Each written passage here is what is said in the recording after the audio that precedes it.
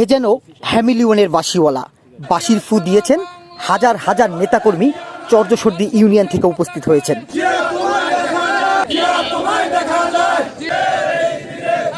হ্যাঁ দর্শক, আজ 16ই ডিসেম্বর, মহান বিজয় দিবস।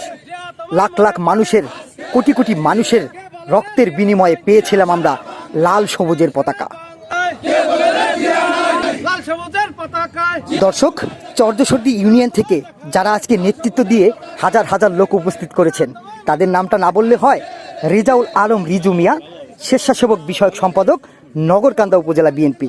হাফিজুর রহমান মুন্সি, বন ও পরিবেশ বিষয়ক সম্পাদক, নগরকান্দা উপজেলা বিএনপি। আজিজ তালুকদার, সহ সাংগঠনিক সম্পাদক, নগরকান্দা উপজেলা বিএনপি।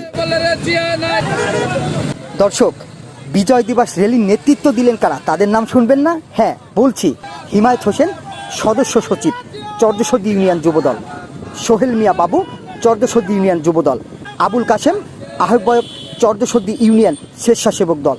ইব্রাহিম মুন্সি, উলামা দল। ইসরায়েল মুন্সি, যুবদল।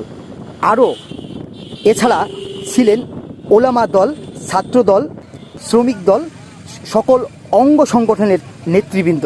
দেখতে পাচ্ছেন হাজার হাজার নেতাকর্মী নিয়ে কিন্তু আজকে উপস্থিত হলেন নগরকান্দা উপজেলা চত্বরে গিয়ে। তারা কিন্তু শহীদদের স্মরণে ফুল দিলেন। একটি স্মরণীয় হয়ে থাকলো এই চর্যসর্দি ইউনিয়নের আপাময় ইউনিয়নের যে আপাময় বিএনপির অঙ্গ সংগঠন আছেন, তাদের একটি স্মৃতি স্মরণীয় হয়ে থাকলো। দেখতে পাচ্ছেন হাজার হাজার মোটরসাইকেল নিয়ে কিন্তু আজকে তাদের এই যাত্রা, শহীদদের স্মরণে